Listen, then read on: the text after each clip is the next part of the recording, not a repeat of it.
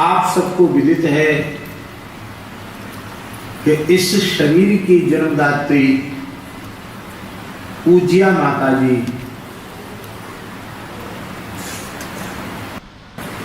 जिनका शुभ नाम श्रीमती ब्रजलता देवी था,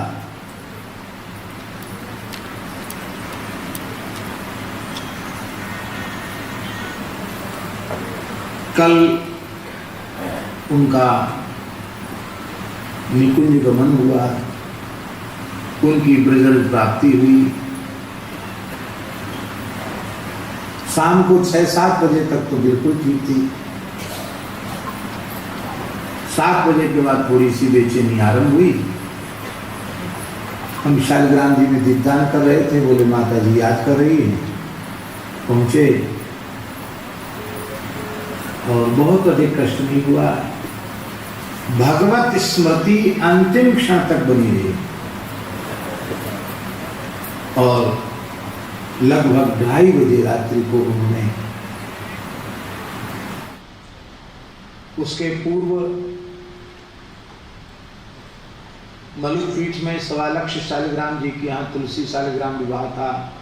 उनका पंचामृत चरणामृत, उनकी प्रसादी माला, तुलसी जी की प्रसादी चूनरी, वो भी अपने संज्ञान में भावपूर्वक ग्रहण की। और नीचे जो वृंदावन का में तुलसी शालिग्राम विवाह हो रहा था, उसका भी पंचामृत चरणामृत प्रसाद माला प्रसाद सब कुछ ग्रहण किया।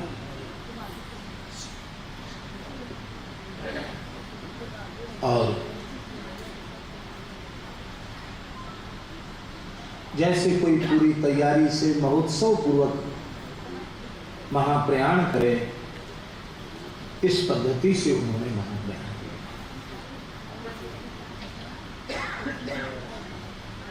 हमारी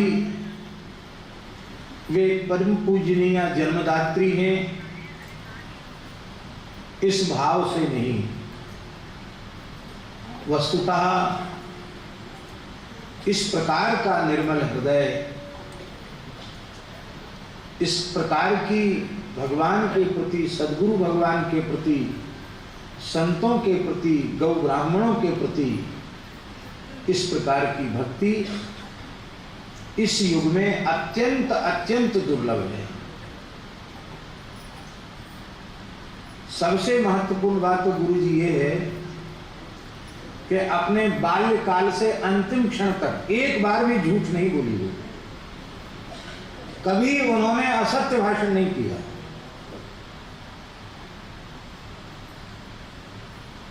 हम लोग साधु के जैसा बना बनाए हुए हैं, साधु नहीं है भीतर से। प्रयास करते हैं कि हम झूठ न बोलें, फिर भी कोई बात झूठ निकल जाती है, पर पूरे जीवन में उनके मुंह से कभी कोई झूठ बात नहीं निकली।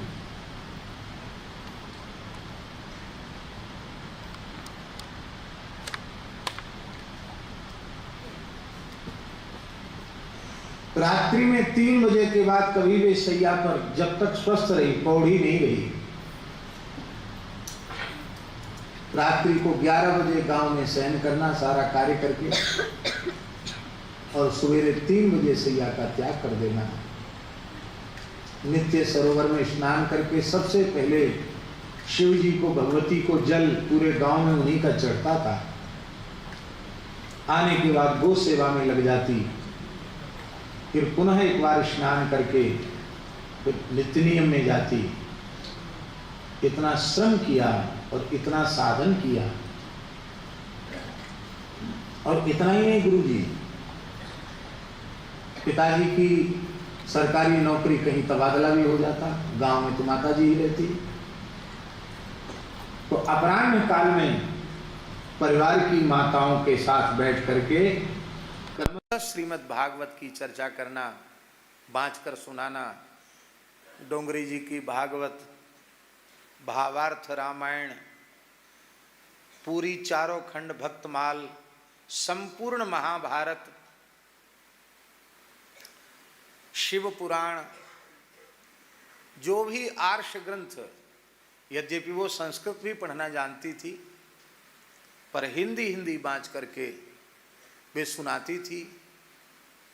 और उनका नित्य पाठ इतना बड़ा था कि कम से कम 2 घंटे पाठ करती रहें तब उनका नित्य पाठ पूरा होता था। और उतने ही समय का उनका जप।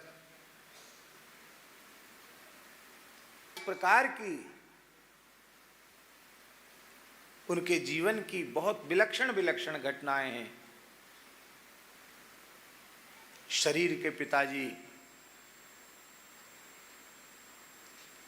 कुंडेश्वर एक जगह है टीकमगढ़ के आगे, वहाँ पढ़ा रहे थे सरकारी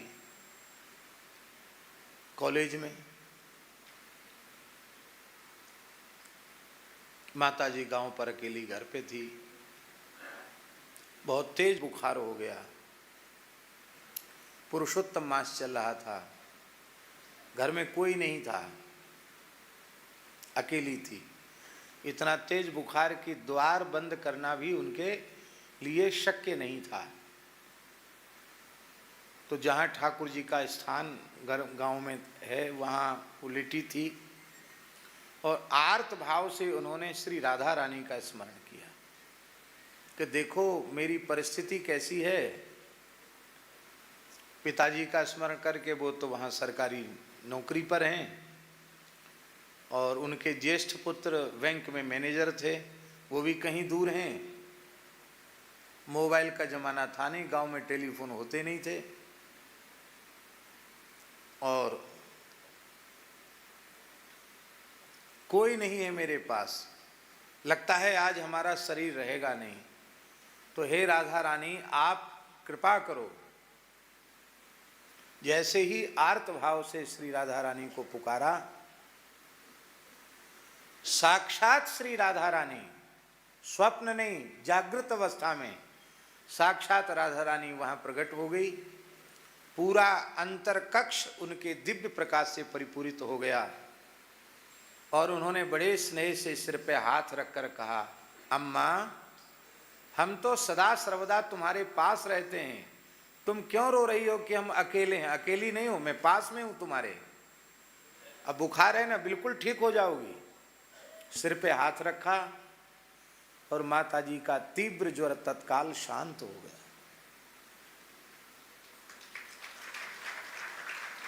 फिर पुनः वह अपने गौ सेवा के कार्य, ठाकुर सेवा के कार्य में यथावत लग गई।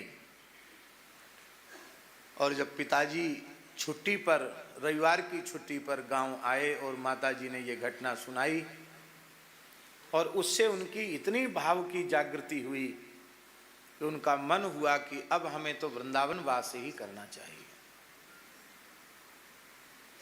पिताजी को कहा, पिताजी ने कहा बहुत अच्छी बात है, श्री जी की कृपा है, जो कुछ घर का प्रवृत्ति का जो व्यवहार का काम बचा उसको सब हो जाएगा, उसकी चिंता मत करो। कोई किराए से कमरा लेकर तुमको वृंदावन में रख देते, अब केवल भजन करो। और हम उस समय महाराज जी के पास सुदामा कुटी में रहते थे, विद्यार्थी जीवन था हमारा। पिताजी माताजी को लेके आ गए, बोले अब इनको तो वृंदावन वास करना है। सारी घटना सुनाई, हम उपस्थित थे सामने। सारी घटना सुनाई, श्री जी की विलक्षण कृपा की। तो महाराज जी तो बहुत गंभीर थे, बड़े शांत और धैर्यपूर्वक श्रवण करते रहे और सुनने के बाद मुस्कुरा कर कहा कि राधा रानी ने कह दिया कि अम्मा हम तो तुम्हारे पास रहते हैं, तो जहाँ राधा रानी रहती हैं वही तो वृंदावन है, इसलिए तुम्हें अलग से वृंदावन जाने की क्या आवश्यकता है। अभी घर में जो व्यवहार का कार्य है, पुत्रियों का विवाह अभी नहीं हुआ है, तो सब कर लो, समय आने पर वृंदावन वास हो जाएगा। 2006 में पूज्य गुरुदेव श्री भक्तमाली जी महाराज के भगवत धाम प्रयाण के पश्चात तो फिर पिताजी माताजी का प्रायः वृंदावन में ही निवास हो गया। उसके बाद तो वो बहुत कम वहाँ कभी कभार जाते थे, बाकी यही निवास करते थे।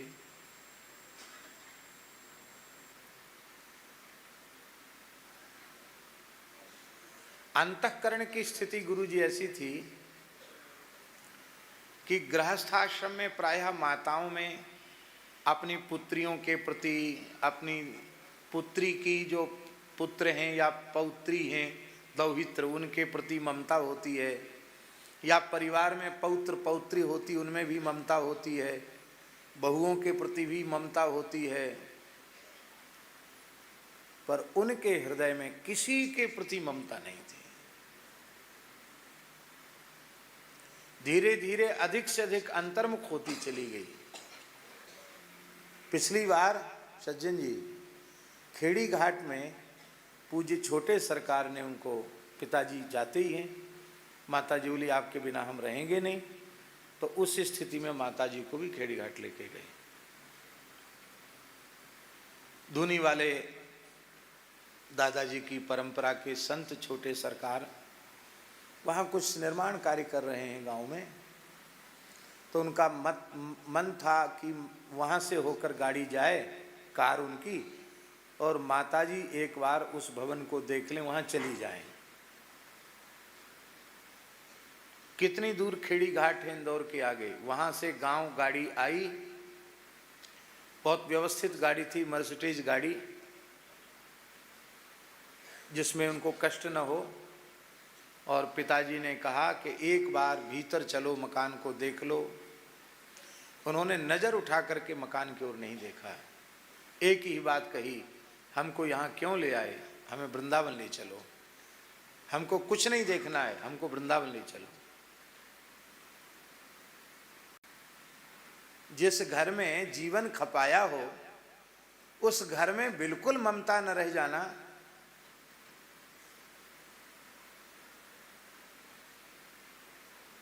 कपड़े तो नहीं रंगाए थे, लेकिन वस्तुतः इसी का नाम है विशुद्ध सन्यास, जहाँ न शरीर के प्रति अहंता और न जगत के प्रति ममता। हाँ, एक बात कहती थी जरूर, कहती और किसी का कोई चिंतन नहीं, ममता नहीं, पर जो कुछ होना हो भगवान की इच्छा से, अच्छा या बुरा, इसकी परवाह नहीं है। हमारे लिए कहती तुम्हारे प्रति तो प्रेम है, ममता है तुम्हारे प्रति, और किसी के प्रति ममता नहीं। यद्यपि उनके ज्येष्ठ पुत्र भी इतने मातृपितृभक्त हैं कि इस युग का उन्हें श्रवण कुमार मानो। ऐसा मातृपितृभक्त इस समय होना बहुत मुश्किल है।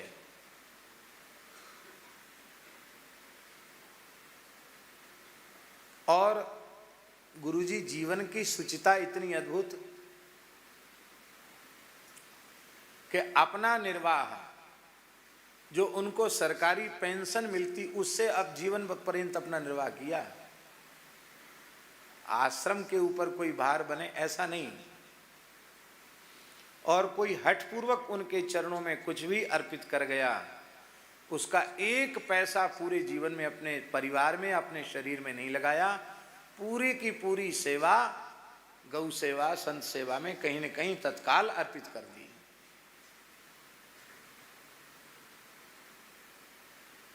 अभी 3-4 दिन पहले माताजी ने हमको 5100 रुपया दिए। बोली हमारे पास ज़्यादा तो नहीं है, पिताजी से लेकर के पेंशन वाले, इतने कम रुपया हैं, ये पहाड़ी बाबा के उत्सव में लगा देना। तो मैंने विष्णुदास जी को कहा कि कुछ सब्जी वब्जी आएगी उसमें इसको लगा देना।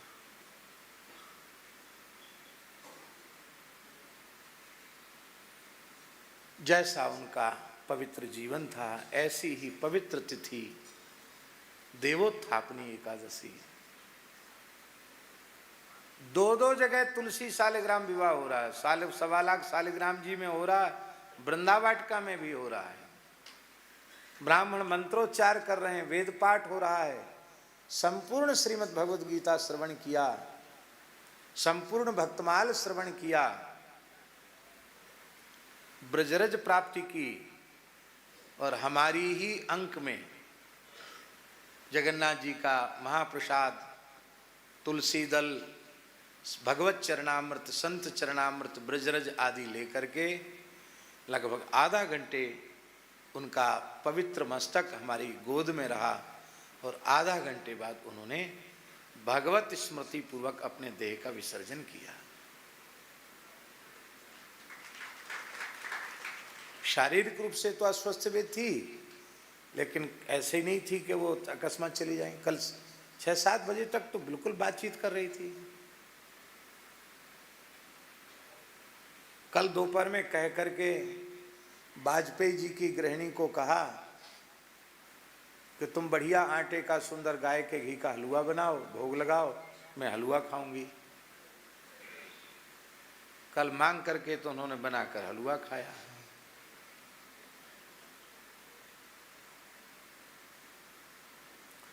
कुछ बातें ऐसी हैं जिनका प्रकाश अनधिकारी जीवों के सामने नहीं किया जा सकता, लेकिन यह उनके जीवन का यथार्थ था। मुश्किल से 15 दिन पुरानी बात होगी। प्रातःकाल लगभग सवेरे 6 बजे उन्होंने कहा कि मेरे पैरों में बहुत दर्द हो रहा है, मैं थक गई हूं, मेरे पैर थोड़े दबा दो। तो जो नर्स माता जी उनकी सेवा में रहती थी, उन्होंने कहा कि हम दबा दें। बोले नहीं, तुम मत दबाओ। अरे दबा देंगे, क्या है। तो संकोच पूर्वक स्वीकार किया।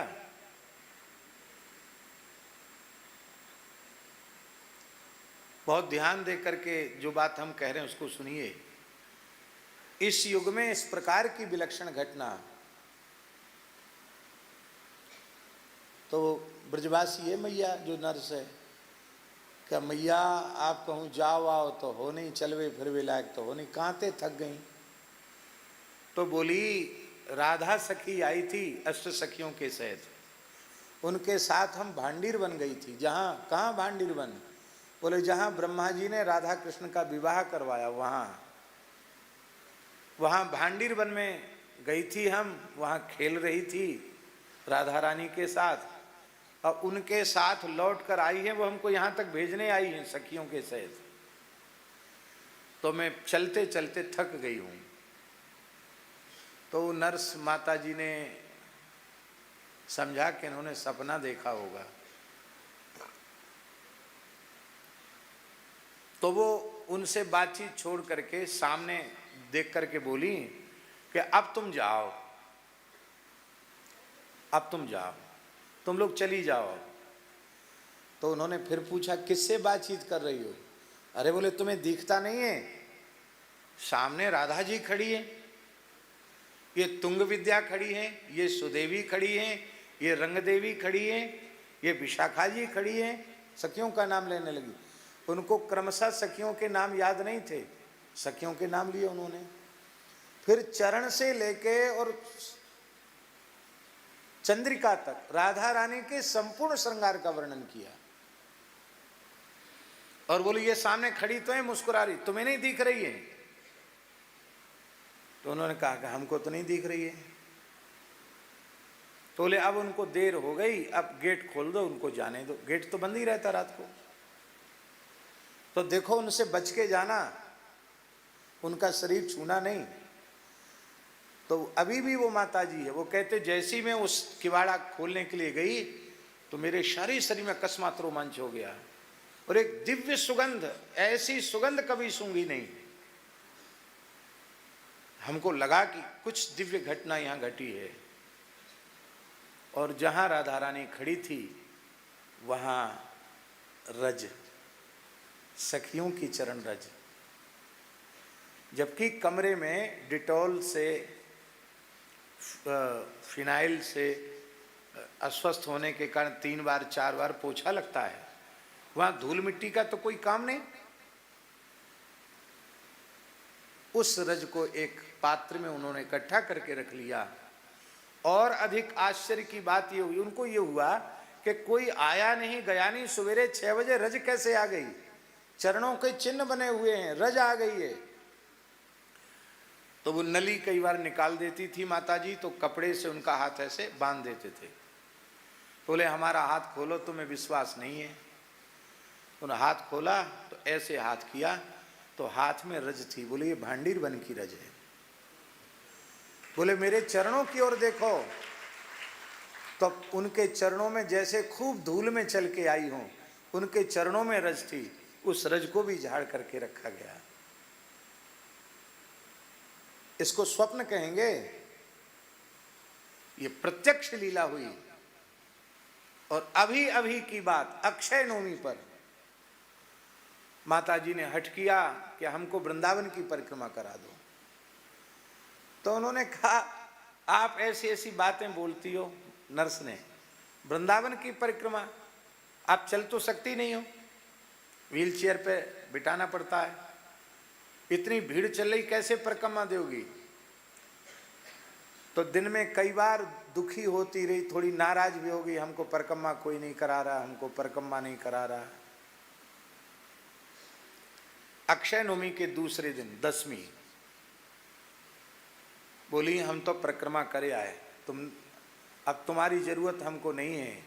हमारी राधा सखियों के साथ आई थी, हमको परिक्रमा ले गई, हम परिक्रमा करके आए। कहा सपने में? कहा नहीं, देखो ये टटिया स्थान की रज है। माताजी ने हाथ खोला तो टटिया स्थान की रज हाथ में निकली। ये देखो टटिया स्थान की रज है। टटिया स्थान में जितने वृक्ष हैं सब रसिक संत हैं, वहां कोई वृक्ष नहीं है। उस स्थल में अभी कलयुग का प्रवेश नहीं है। और उस नर्स से बोली कि वृंदावन की रज की महिमा नहीं समझती हो? वृंदावन की रज के स्पर्श से तत्काल प्रेम प्रकट हो जाता है, प्रेम लक्षणा भक्ति प्रकट हो जाती है। ये रज है, रज।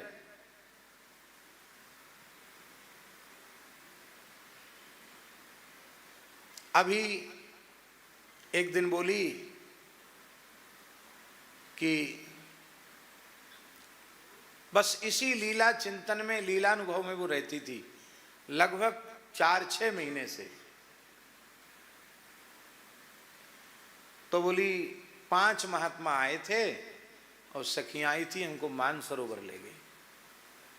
तो 5 में किसी को पहचानती हो? तो गोरीलाल कुंज वाले महाराज जी का फोटो सामने था। बोले एक तो ये महात्मा थे, दूसरे महात्मा गीता वाटिका के श्री राधा बाबा। राधा बाबा को तो उन्होंने देखा ही नहीं। बोले एक ये महात्मा थे। और बोले बाकी 3 को हम पहचानते नहीं। तो वहां मानसरोवर में कौन कौन मिला? पल्ली पार यमुना जी के मानसरोवर है, राधा रानी मिली, सब सखियां मिली। और कुछ बातचीत हुई? बोले हाँ बातचीत हुई। क्या बातचीत हुई? बोले राधा जी ने कहा कि ये तुमने बहुत अच्छा किया, तुम तो ब्रज की लता हो और ब्रज में आ गई हो, और बस इसी ब्रज में तुमको रहना है, संतों के बीच में आ गई, ये बहुत अच्छा किया। एक और घटना सुनाई उन्होंने कि कई बार ऐसा प्रसंग आता कि पिताजी को कहीं जाना है, तो वकील साहब, आप तो बहुत बड़े वकील हैं, वर्तमान समय में, युग में दाम्पत्य जीवन का विशुद्ध प्रेम कहीं कोई दिखाई पड़ता है?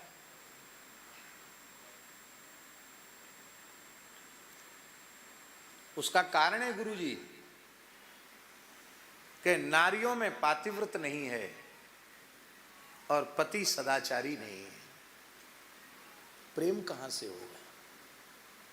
नारी पतिव्रता होती हैं, पति एक पत्नी व्रत होता है, सदाचारी होता है, उनका प्रेम विशुद्ध होता है।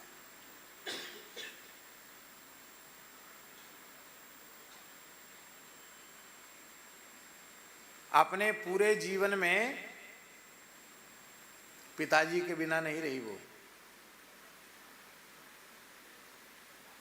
कभी कोई नौकरी के लिए भी बाहर जाना, पिताजी को कहीं दूसरी जगह है, वो गांव पे हैं, तो दिन में 4 बजे प्रसाद पाया उन्होंने, माता जी ने। सवेरे से कुछ नहीं खाया। क्यों? अब उन्होंने, अब किसी भी प्रकार से वे भूखे नहीं होंगे, तब प्रसाद पाया।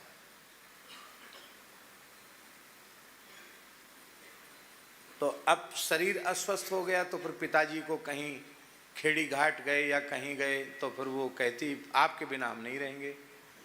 तो पिताजी कहते भाई हमको तो जाना है, तो तुम चलो। तो ठीक है, तुम्हारे संग चले जाएंगे। तो कई बार हमें भी चिंता होती थी कि कहीं शिथिल अस्वस्थ शरीर है, ज़्यादातर तो यहाँ रहते हैं, कभी ऐसा ना हो कि कहीं बाहर जाते हैं और बीच में कहीं कोई घटना घट जाए, शरीर छूट जाए, ऐसा मन में शंका रहती थी। तो अभी उन्होंने कुछ दिन पहले माता जी ने बताया कि हमने राधा जी से पूछ लिया कि तुम बताओ हमारा शरीर वृंदावन में छूटेगा कि नहीं, कहीं ऐसा तो नहीं कहीं बाहर जाके हमारा शरीर छूट जाए। तो श्री जी ने उनसे कहा कि तुम निश्चिंत रहो, तुम तो ब्रज की लता हो और ब्रज में ही मिल जाओगी, मेरे निकुंज में रहोगी, तुम्हारा शरीर कहीं नहीं छूटेगा। और कल की बात है, कल उन्होंने जो सेवा में नर्स थी उनसे पूछा कि पक्की बताओ आज एकादशी है कि नहीं? बोले हाँ एकादशी है। तो देहाती भाषा में बोलते देवठानी, देवोत्थापनी को देहाती भाषा में देवठानी बोलते हैं। बोले देवठानी ग्यास है? बोले हाँ देवोत्थापनी एकादशी है। तो वो हंस करके वो जो नर्स है उन्होंने पूछा कि काय अम्मा तुमको क्यों पूछ रही एकादशी, क्या आज पधार जाओगी? तो बोली हाँ क्यों नहीं, अच्छी तिथि है, जा सकते हैं, ये कहा। चले जाएंगे नहीं, ये नहीं कहा, हाँ अच्छी तिथि है, जा सकते हैं। पहले भी तो शरीर छूट सकता था, लेकिन दोनों जगह तुलसी शालिग्राम की भांवर पड़ गई, दोनों जगह विवाह हो गया, पूरा उत्सव हो गया और चरणामृत प्रसाद पंचामृत सब कुछ ले लिया। इसके बाद उन्होंने भगवत धाम प्रयाण किया। यद्यपि लौकिक दृष्टि से कोई भी व्यक्ति अपनी जन्मदात्री माता से वियुक्त हो जाए, उसके मन में पीड़ा अवश्य होती है, भले ही वह साधु वेशधारी ही क्यों न हो, मन में पीड़ा होती है। माता के ऋण से कोई उऋण नहीं हो सकता। दंडधारी यति किसी को प्रणाम न करे, मर्यादा है, दंड धारण मात्रेणो नरो नारायणो भवेत। पर जन्मदात्री माता सामने आवे तो सदंडम प्रणमेत भूमऊ, दंड के सहित माता को उसके चरणों में रख करके प्रणाम करना चाहिए।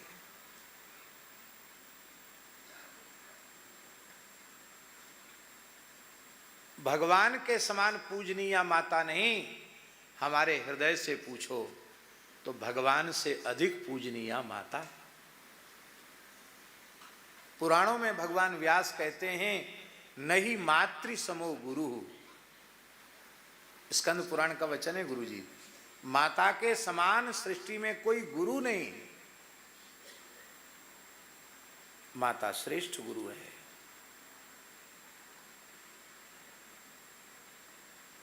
तो इस बात की अंतर पीड़ा तो हमारे मन में भी स्वाभाविक होती है कि अब उनके मंगलमय दर्शन से, उनके वात्सल्य से हम वंचित हुए। किंतु हम अपने कष्ट का विचार और उनके अनंत अनंत अनंत अनंत आनंद का, सुख का विचार करते हैं तो हमें अपने कष्ट की सर्वथा विस्मृति हो जाती है। इससे स्पष्ट है कि उनका अंतःकरण कैसा था, और ऐसा अंतःकरण जिसका होगा वो देह त्याग के अनंतर कहाँ प्रतिष्ठित है, वो साक्षात श्री राधा रानी की सहचरियों में सम्मिलित हो गई हैं, ठाकुर जी की नित्य सन्निधि में हैं, और वहां के आनंद का, वहां के सुख का कोई पारावार है क्या? इस संसार के असह्य अनंत क्लेश से मुक्त होकर श्री ठाकुर जी की नित्य सन्निधि जिन्हें प्राप्त भई हो, उनके लिए तो कितने सौभाग्य की बात है। इसलिए उनके सौभाग्य का विचार करके हम लोगों ने खूब नाम संकीर्तन किया, और आज उनका पावन देह ब्रजरज में विलीन हुआ। जिसने सुना वे आए, अलग से किसी को फोन करके सूचित नहीं किया गया। सज्जन जी ने, सूर्य श्याम वालों ने, सबने, आजकल वो क्या सोशल मीडिया कहते हैं, उसके ऊपर संदेश प्रसारित किया था। उसको भी जहाँ जहाँ तक जिन लोगों ने खबर पाई, बहुत बड़ी संख्या में लोग उपस्थित थे। वृंदावन की बड़ी बड़ी विभूतियाँ उनके उत्सव में आई। पूज्य श्री गोपाल शरण देवाचार्य जी, गोलोक धाम वाले महाराज जी दिल्ली थे, वहाँ उनके यहाँ यज्ञ चल रहा है। और सवेरे तो उन्होंने कहा था कि हम पुजारी जी को भेज रहे हैं, लेकिन वो अकस्मात आ गए। बोले हमारा मन नहीं माना, हमने माता जी के हाथ की भिक्षा पाई है, तो मैं कैसे भूल सकता हूँ। तो मेरा मन नहीं माना, मैं दिल्ली से लगातार चल कर के यहाँ गया। परम पूज्य श्री रमण रीति वाले महाराज जी वाराणसी में हैं। वे तो आज सवेरे उनका फोन आया तो वो तो इतने कोमल हृदय के हैं कि एकदम फफक फफक करके रो पड़े। बोले ऐसी माता के चरणों में मैं अत्यंत भक्ति पूर्वक बारंबार प्रणाम निवेदित करता हूं। तो ये निश्चित ही जब तक कोई जीव विद्यमान रहता है तब तक उसकी महिमा का बोध हम लोग नहीं कर पाते हैं, और प्रायः संतों के साथ तो ऐसा होता ही है। शारीरिक रूप से थोड़ा अस्वस्थ होने के बाद भी गुरुजी शरीर में कहीं कोई गंध नहीं। प्रायः लोगों के मरते समय कुछ न कुछ विकार शरीर से निकल जाता है, नाक से निकल गया, मुंह से निकल गया, किसी किसी के तो मलमूत्र भी विसर्जन हो जाता है। लेकिन डॉक्टर भी रात को आ गए थे, नर्स भी थी दो। सबने कहा आश्चर्यजनक घटना, शरीर के किसी छिद्र से कोई मल बाहर नहीं हुआ, कुछ नहीं, एकदम निर्मल स्वरूप। ऐसी पूज्या माता जी के चरणों में हम व्यासासन से बारंबार प्रणाम निवेदित करते हैं। आप सबकी ओर से भी उनके चरणों में प्रणाम निवेदित करते हैं।